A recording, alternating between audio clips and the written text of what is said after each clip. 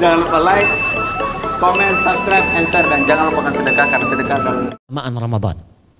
Untuk menjawab sekaligus mengentaskan hoax yang pada saat itu dibangun oleh orang-orang Yahudi yang tinggal di Madinah.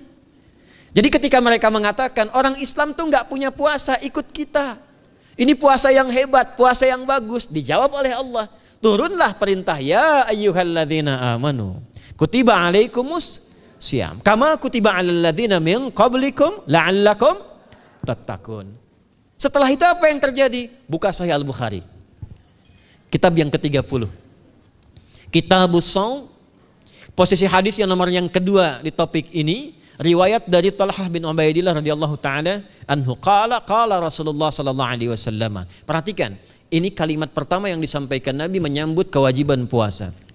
As-siyamu junnatun fala yarfuth wa la yajhal.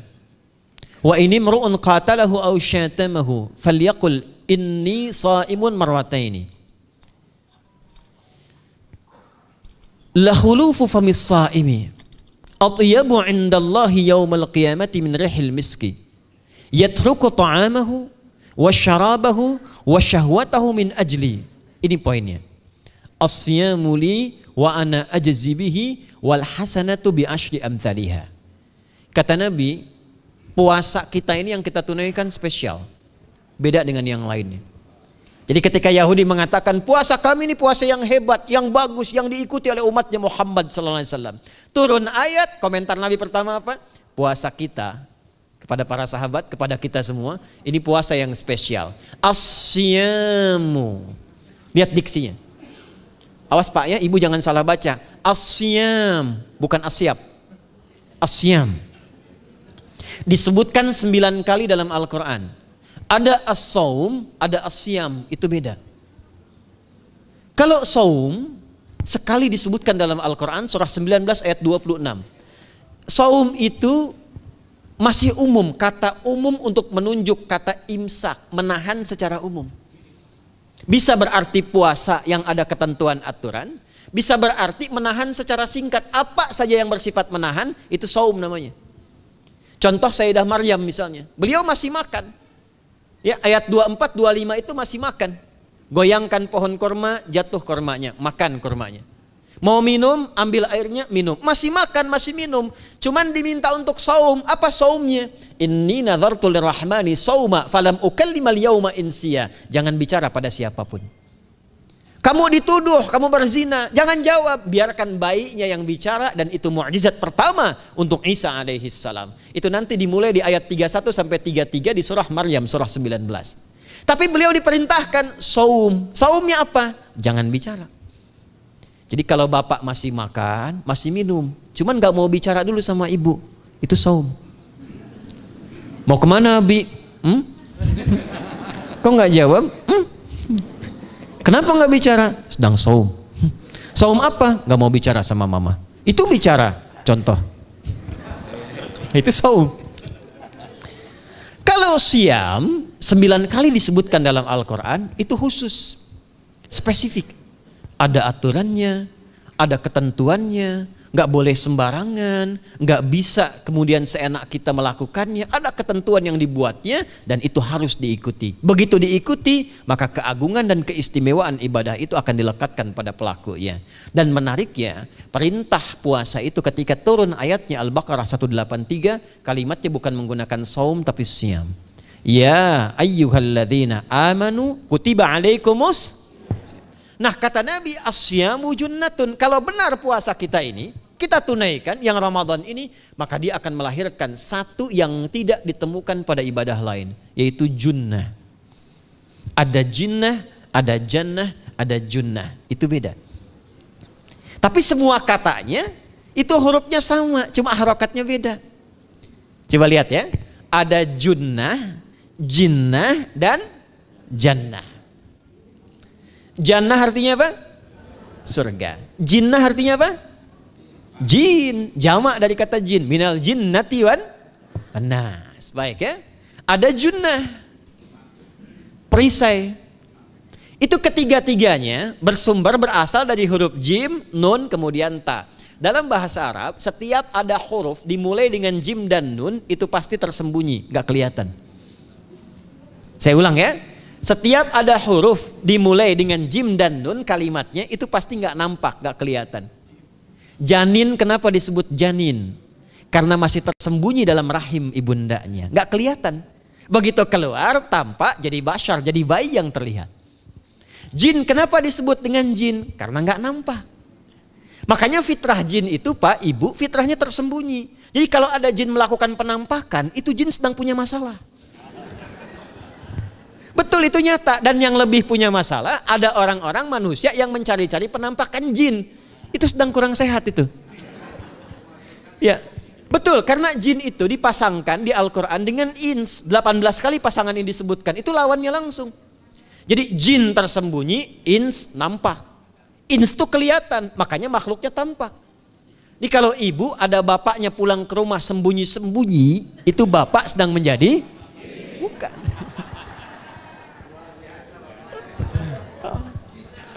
Kalau ibu sembunyi-sembunyi nyari dompet bapak, ibu sedang menjadi? Jin. Itu langsung pasangannya 3 itu. Ins itu seakar dari kata anisa, halus, lembut. Jin kasar, makanya disebut jin. Karena itu jarang ada orang kemasukan jin jadi lembut, tidak ada. Permisi mau ikut kajian sedang kemasukan jin, tidak. Kalau kata-katanya tidak meracau, tindakannya pasti kacau. Karena itu fitrah manusia itu pasti lembut. Kalau ada orang kasar pasti ada yang salah dalam pergaulannya. Balik. Itu jin. Jannah, kenapa disebut jannah? Karena belum tampak sekarang. Makanya Nabi katakan mala ainun ra'at. Nggak sama dengan yang seperti dilihat orang. Nggak kelihatan, nanti kesuksesan tertinggi yang belum tampak disebut dengan jannah. Karena belum tampak. Junnah itu perisai yang bisa langsung membentengi kita dari setan secara otomatis.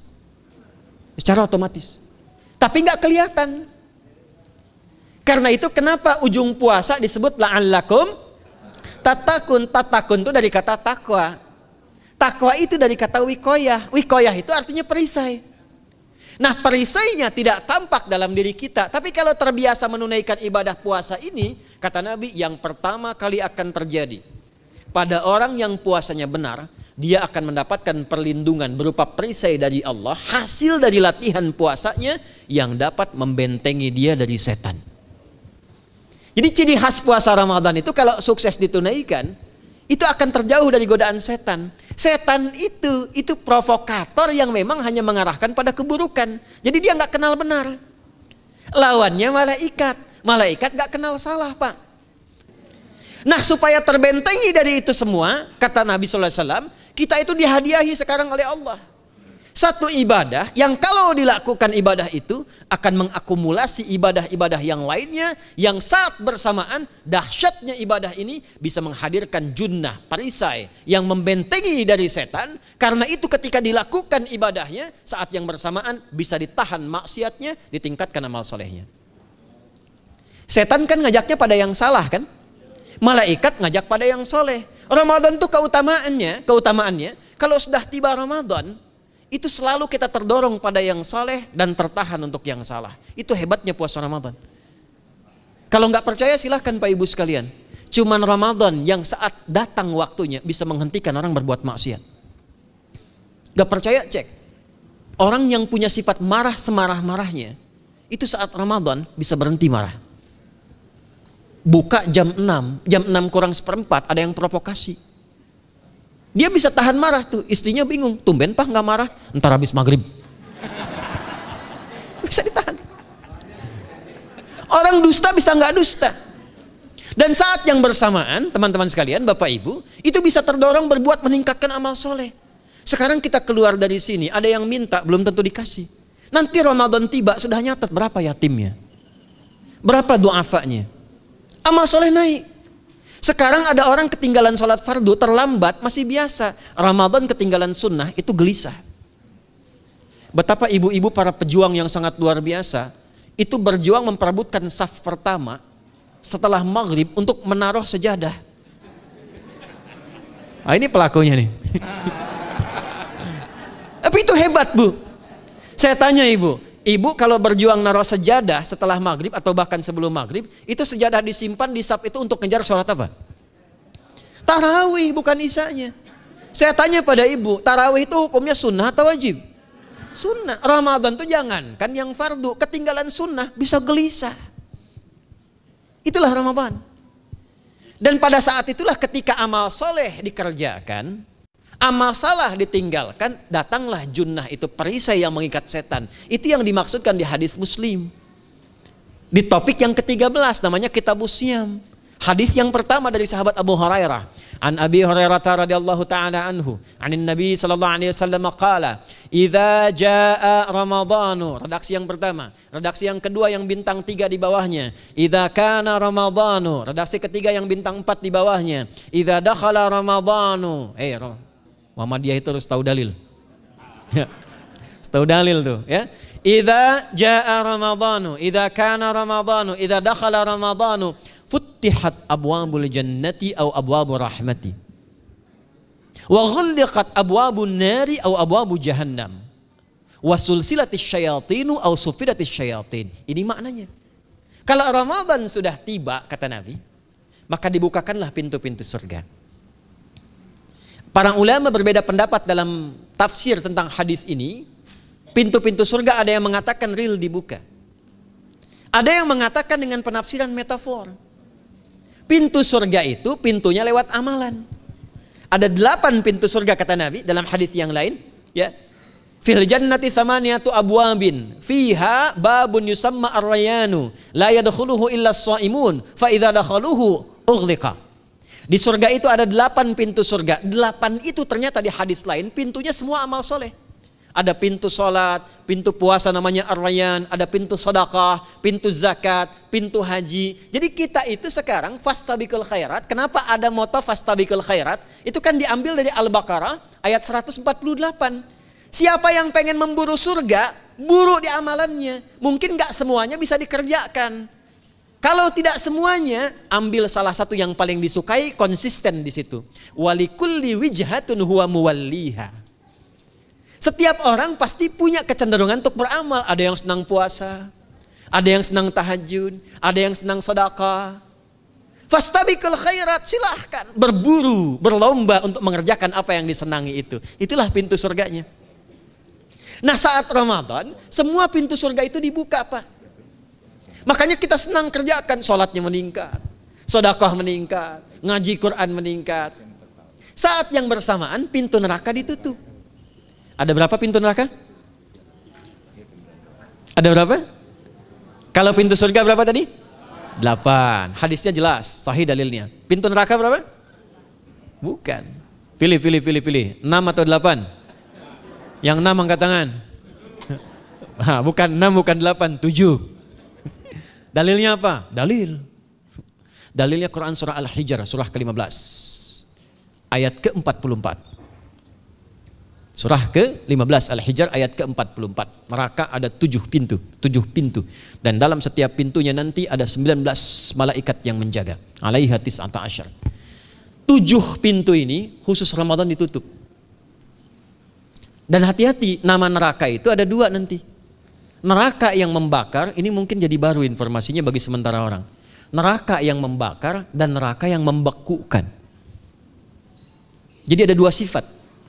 Saya ulang ya, neraka yang membakar dan neraka yang membekukan. Yang membakar disebut dengan Jahannam, yang membekukan disebut dengan Zamharir namanya. Zamharir. Jadi kalau ada orang masuk neraka, itu cuma 2 pilihannya, dibekukan atau dibakar. Jelas ya? Makanya kita dikasih pendahuluan, ada musim panas, musim dingin. Supaya merasakan, nih orang musim dingin nih pakai lapisan-lapisan baju. Musim panas cari pendingin. Kamu sekarang cari pendingin, kata Allah, di neraka nggak ada AC. Kamu sekarang pakai berlapis-lapis, di neraka beku. Jahannam itu nama apinya. Jadi nar yang membakar itu nama apinya Jahannam. Jahannam itu nama apinya. Untuk membedakan dengan api yang ada di dunia dan api yang bahan bakarnya jin dan setan saat diciptakan.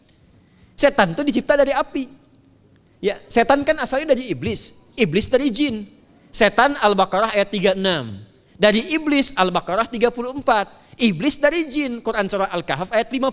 Kana minal jinni fafasaqa an amri rabbi. Jin dari api yang menyambar-nyambar, Quran surah 15 ayat 27. Wal janna khalaqnahu min naris samum. Karena narnya narus samum, maka apinya mesti beda. Karena itulah nanti nerakanya yang membakar disebut dengan jahannam.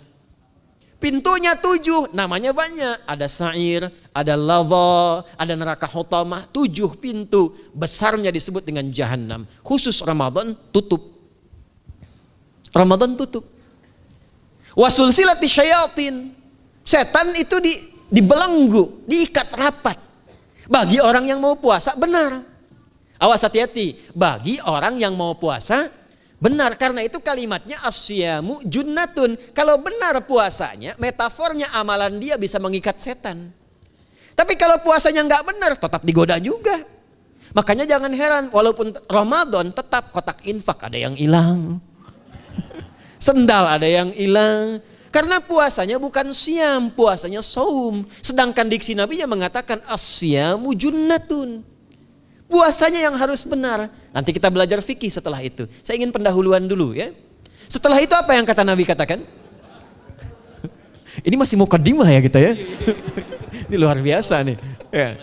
Jadi keutamaan Ramadan itu dahsyatnya dengan puasa biasa. Kata Nabi, kalau orang benar puasanya, bebas dia dari setan. Bukan nggak digoda, Allah kasih benteng sehingga setan nggak tembus kepada dia. Itu satu. Itu keutamaan Ramadan. 2, teruskan dulu langsung ke ujung hadisnya saja ya. Kalau yang tadi nanti latihannya fala yarfus fala yajal, itu latihan. Yang kedua, Allah langsung yang mengatakan dalam hadis qudsinya, asyamu li wa ana ajzi bihi. Khusus Ramadan, kalau ditunaikan dengan benar, maka semua yang puasa itu aku langsung yang memberikan takaran pahalanya. Sekarang kita hitung-hitungan dikit ya. Bapak Ibu kan senang hitung. Tadi bangun aja kan dihitung kan. Ya, dapatnya sekian, kurangnya sekian, ya usahanya sekian. Sekarang kita ngitung pahala nih. Ada rumus hitung pahala dalam Al-Quran. Ya, saya tanya sebentar. Kalau satu kita kerjakan ibadah, pahalanya berapa? 10. Dalil. Apa dalilnya? Quran surah ke-6 ayat 160.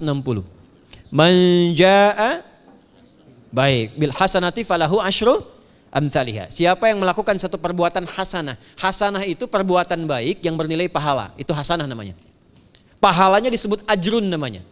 Lahum ajrun ghairu mamnun. Jadi perbuatan baik yang bernilai pahala disebut apa? Hasanah. Ya, eksekusinya, implementasinya disebut amal soleh. Pahalanya, hitungannya disebut ajrun namanya. Jamaknya disebut dengan ujur. Di setiap poinnya disebut dengan ajrun namanya. Nah, orang yang mengerjakan perbuatan baik berpotensi punya nilai pahala, itu setiap perbuatan baiknya 10 kebaikan.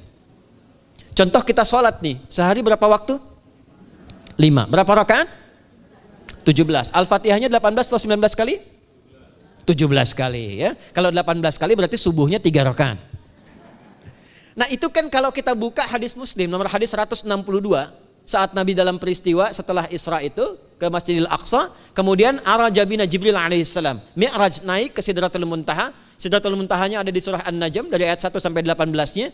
Itu ketika menerima perintah salat pertama kali kan bukan 5, tapi 50. Turun kan Nabi kemudian ke langit ke-7, ketemu Nabi Ibrahim sedang senderan di Baitul Ma'mur, punggungnya senderan. Itu ada kisahnya di hadis Muslim nomor hadis 162. Kemudian turun lagi ke Nabi Musa. Nabi Musa itu kan tipikalnya senang, yang pertama agak temperamen, yang kedua itu senang mengomunikasikan sesuatu.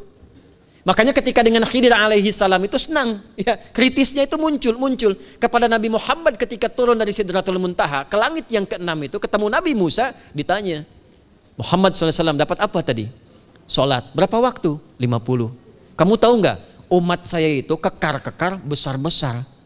Segitu aja nggak kuat, apalagi umat kamu yang kayak kita sekarang nih. Minta lagi diskon sama Allah katanya. Naik tuh, minta lagi. Singkatnya 9 kali naik. Setiap naik dikurangi 5. 9 kali 5 berapa? 45. 50 kurangi 45 berapa? 5. Turunlah 5. Sampai 5 pun Nabi Musa masih komennya begini, minta lagi aja diskon. Kata Nabi, saya kurang enak lah, malu saya. Sudah diberikan yang paling pokok 5. Dan itu pun belum selesai. Dengan senyumnya kemudian, lihat ini indahnya. Setiap 5 itu Allah menetapkan, setiap satunya punya 10 nilai. Jadi kalau kita kerjakan 5 waktu dikali 10 berapa? 50. Itulah dahsyatnya umat Nabi Muhammad karena keutamaan nabinya. Walaupun 5, nilainya tetap setara dengan yang umat Nabi Musa 50 kali. Karena itu keutamaan Nabi Muhammad itu sangat luar biasa. Sampai nanti dipuji Allah oleh begitu tinggi. Sifatnya, rasanya di ujung surah At-Taubah itu. Akhlaknya di surah Al-Qalam itu. Dan karena kemuliaan ini kita dapat barakahnya. Percikan keberkahannya. Apa itu? Ketika Ramadan yang puasa-puasa lain standar. Puasanya umat Muhammad SAW, setiap puasanya itu pahalanya dilipat gandakan tak terbatas. Allah langsung menilai keikhlasan pada hambanya. Paling minimal kalikan 10 kali lipat lagi dari hari biasa. Wal hasanatu bi asyri amthaliha. Jadi kalau sekarang baca Quran sekarang ini, satu hurufnya berapa? Tahu dari mana? Ya, di At-Tirmidzi nomor hadis 2910. Man qara'a harfan min kitabillahi falahu asyru hasanat. Setiap ada orang baca satu kitabullah dengan syarat dia mukmin, muslim, baca satu huruf dari kitabullah, dapat 10 kebaikan. Satu hurufnya 10, Bu, Pak. Walam aqul alif lam mim harfun, saya tidak katakan kata Nabi alif lam mim satu huruf. Walakin alifun harfun, lamun harfun, mimun harfun, walikulli harfin asyru hasanat. Tapi alifnya satu huruf, lamnya satu huruf, mimnya satu huruf, setiap hurufnya 10 kebaikan. Saya kalau ada papan tulis, saya turunkan ini pakai syarah ilmu arud. Itu dahsyat lagi. Arud itu menuliskan apa yang dikatakan, bukan menuliskan simbol yang ditunjukkan. Jadi kalau kita bilang alif, tulis alif. Dan alif itu kan ada 3 huruf, hamzah, lam, fa. Hamzah berapa huruf? Tulis lagi hamzah. Itu baca Quran kalau ikhlas, pahalanya berlipat. Paling standar satu hurufnya 10. Dan hampir nggak ada orang baca Quran cuman satu huruf. Nun. Udah dulu 10 lumayan. Nggak ada. Pasti banyak itu.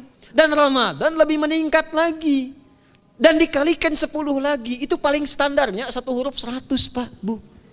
Makanya Ramadan itu limpahan pahala. Rugi orang kalau nggak ibadah saat Ramadan itu. Nabi aja itu tadarusan Quran sekali khatam. Saat tahun meninggalnya 2 kali khatam untuk ngejar kemuliaan-kemuliaan, contoh bagi kita. Itu Ramadan. Jadi ini yang pertama menjadikan kita mesti sadar Ramadan beda dengan bulan biasa. Maka disampaikan oleh Nabi yang pertama ada pelipat gandaan pahala. Yang kedua ada perisai yang bisa menjauhkan kita dari setan. Yang ketiga, saya tutup mukadimahnya. Yang ketiga, hanya Ramadan yang siang malam melahirkan ampunan Allah Subhanahu wa taala. Siang malam. Kita kalau mau nyari ampunan itu bisa kapanpun minta ampun. Tapi ada waktu-waktu yang sangat strategis dan tempat-tempat yang sangat efektif mempercepat mengabulkan doa. Contoh waktu misal sepertiga malam. Itu cepat terkabul doa, hadisnya qudsi. Di antara azan dan iqamah. Waktu singkat di waktu Jumat, ada yang menafsirkan antara duduk khutbah 1 dan 2, ada yang menafsirkan waktu asar menjelang ke maghrib. Dan itu nanti sepeninggal Nabi ada di antara istri Nabi SAW memburu waktu singkat yang luar biasa ini untuk berdoa. Hafal doanya ya. Allahumma kfina bihalalika an haramik wa aghdina bi ta'atika an ma'siyatik wa bi fadlika amman siwak. Itu dibiasakan di hari Jumat dibacakan. Ya, hafal nggak? Nah, nanti diputar lagi videonya ya, kan ini kita sampai ini lihat lagi. Ya, kembalikan. Ada yang sifatnya tempat. Mihrab itu mustajab. Makanya kenapa imam itu di mihrab? Karena mewakili makmum untuk berdoa. Karena itu pilih imam yang betul-betul paham fikih salat, bagus bacaannya dan ngerti fikih salat supaya dia sebelum salat melihat ke belakang. Itu bukan cuma merapatkan barisan, tidak, untuk melihat siapa yang salat. Apakah tahan berdiri lama kalau dibacakan bacaan panjang? Atau ada yang buru-buru. Lalu bacaannya apa yang sesuai untuk makmumnya? Itu fikihnya. Karena itu tempatnya di mihrab. Dan mihrab itu viral, tempat yang cepat mengabulkan doa. Maryam itu punya mihrab. Nabi Zakaria saat minta keturunan, itu mohon kepada Allah di mihrabnya Maryam. Ali Imran ayat 38-39. Hunalika da'a Zakaria rabbah qala rabbi habli min ladunka dzurriyyatan thayyibah innaka sami'ud du'a. Fanadatul malaikatu wa huwa qa'imun yusalli fil mihrab. Cepat terkabul doa. Masjid cepat terkabul doa. Tapi Ramadan itu menggabungkan semuanya. Enggak usah tunggu sepertiga malam. Siangnya diampuni, malamnya diampuni. Apa dalilnya? Untuk malam lekat dengan ibadah qiyam namanya. Man qama ramadhana imanan wahtisaban ghufira lahu ma taqaddama min. Siapa yang mampu menghidupkan Ramadan di malam harinya.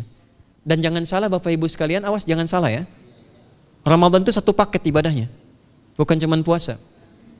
Ramadan satu paket, ada paket siang, ada paket malam. Dan gak ada paket hemat. Full. Ada siang, ada malam. Dan itu semua sama, cuma beda satu huruf. Hadisnya sama, ibadahnya juga diksinya sama, cuma beda sehuruf. Malamnya qiyam, siangnya siam. Awas ya, malamnya apa? Qiyam, siangnya apa? Siam. Cuma beda satu huruf. Dan itu satu paket. Jadi kalau Anda tertinggal, jangan Anda lah, jangan kita. Kalau ada orang yang tidak mengerjakan semalam, misalnya qiyamnya, cuman siamnya, sah puasanya, benar sesuai rukun, sah. Cuman tidak sempurna keutamaan Ramadannya. Karena itu Allah mengatakan kalau sedang puasa, sempurnakan dengan ibadah malamnya. Itu ada di Al-Baqarah ayat 187. Tsumma atimmus siyama ilal lail. Muqaddimatul lail, maghribnya untuk puasa, lail atasnya untuk qiyam. Orang yang mampu menghidupkan ibadah malam, jangan salah ya, nanti kita mulai puasa, insya Allah yang pertama dimulai ibadah malam, qiyam, bukan siam. Jadi jangan terlampau soleh, puasanya nanti nunggu fajar. Malam itu qiyam. Nah qiyam ini ada potensi ampunan dosa Pak Bu.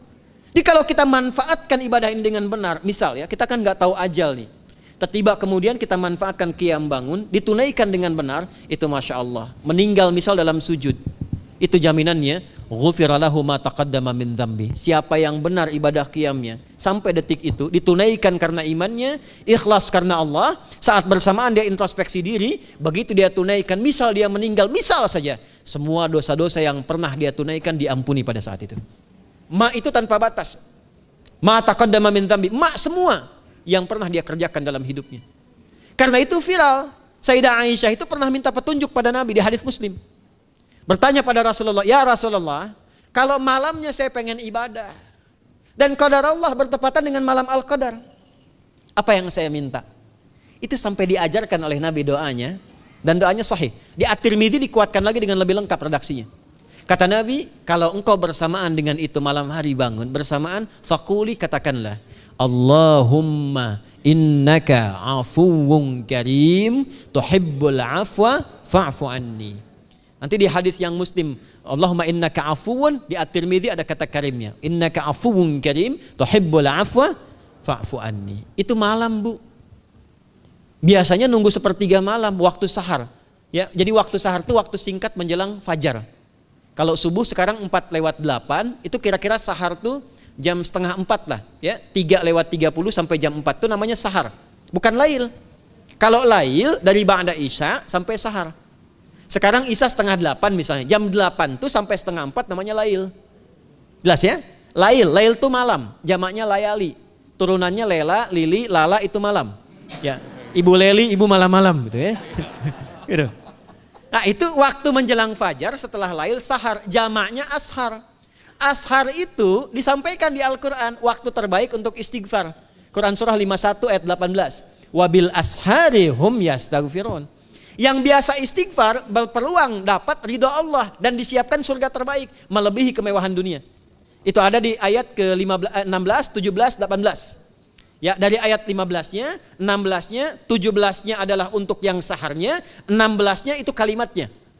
Ya, 16-nya yang dengan mengatakan Rabbana amanna faghfir lana dzunubana wa qina adzabannar. Ayat 17-nya as-sabirina was-sadiqina wal qanitina wal munfiqina wal mustaghfirina bil ashar. Itu hari biasa seperti sekarang. Ramadan dari ba'da isya sampai terus lagi sampai masuk waktu fajar, siangnya pun masih ada ampunan Allah. Man shoma ramadhana imanan wahtisaban ghufira lahu ma taqaddama min. Saya tanya sekarang, siapa yang enggak punya dosa boleh angkat tangan? Yang dosanya banyak boleh angkat tangan. Tuh, saking banyaknya kita nggak bisa ngangkat. Sekarang rubah kalimatnya. Yang ingin masuk surga angkat tangan. Insya Allah. Yang ingin surga Firdaus angkat tangan. Tuh. Maka ironi itu tampak dalam perilaku kita. Pengen ke surga, tingkatan Firdaus, tapi ngaku dosa banyak. Itu dia. Maka Allah punya sifat Rahman dan Rahim. Rahman untuk dunia, Rahim untuk akhirat. Maka diberikanlah kesempatan Ramadan untuk menggugurkan semua dosa itu. Karena itulah Bapak Ibu sekalian, penting kita menyiapkan, karena nunggu Ramadan itu nggak mudah. Dan nggak semua orang itu akan sampai kepada momen yang dimaksudkan. Karena itulah malaikat Jibril itu langsung komen. Ya, jadi ada dua riwayat nih, Nabi yang berdoa, malaikat yang mengaminkan, ada malaikat yang berdoa, Nabi yang mengaminkan. Jadi Nabi akan naik memberikan tausiah di mimbarnya. Mimbar Nabi itu ada 3 gundakan. Begitu naik ke gundakan pertama, ada 3 gundakan. Lalu tibalah kemudian beliau bersabda. Ada riwayat Nabi yang berkata, malaikat mengaminkan. Ada riwayat sebaliknya, malaikat yang berkata, Nabi mengaminkan. Raghima'an forajulin. Awas, hati-hati nih. Raghima'an forajulin. Liman adraka Ramadhana falam yughfar lahu. Terhina di hadapan Allah Subhanahu wa taala. Kotor dirinya. Bu'dan, jauh dari rahmat Allah. Liman adraka Ramadhana, siapa yang sudah disampaikan ke bulan Ramadan falam yughfar lahu, tapi tak mampu mendapat ampunan Allah Subhanahu wa taala. Karena itulah saya ingin cepat. Satu, kenapa Ramadan istimewa? Karena ada ampunan Allah yang sangat luar biasa. Kenapa Ramadan istimewa? Karena ada pelipat gandaan pahala. Kenapa Ramadan istimewa? Karena ada peluang untuk menjauhkan dari setan. Dan yang terakhir, Ramadan istimewa karena semua waktu siang dan malam mempercepat terkabulnya doa. Itu yang dijamin di ayat 186 dalam rangkaian ayat Siyam dari ayat 183 sampai 187. Ayat 186-nya khusus untuk mempercepat terkabulnya doa. Wa idza sa'alaka 'ibadi 'anni fa inni qarib ujibu da'watad da'i idza da'an falyastajibu li wal yu'minu bi la'allahum yarshudun. Tafsirnya apa? Hadis Nabi sallallahu alaihi wasallam, "Thalathatun la turaddu da'watuhum al-imamul 'adil was-sha'ima hatta yuftira." Wa da'watul mazlum. 3 golongan yang doanya sulit sekali ditolak. Yang pertama imam yang adil, yang kedua adalah orang puasa sampai berbuka, dan ketiga doa orang yang terzalimi. Jadi kalau Bapak Ibu pengen cepat dikabulkan doanya secepat kilat, maka jadilah pemimpin yang adil. Kalau belum mampu, latihan puasa. Kalau belum mampu lagi, banyak-banyak terzalimi dan berdoa. Ya.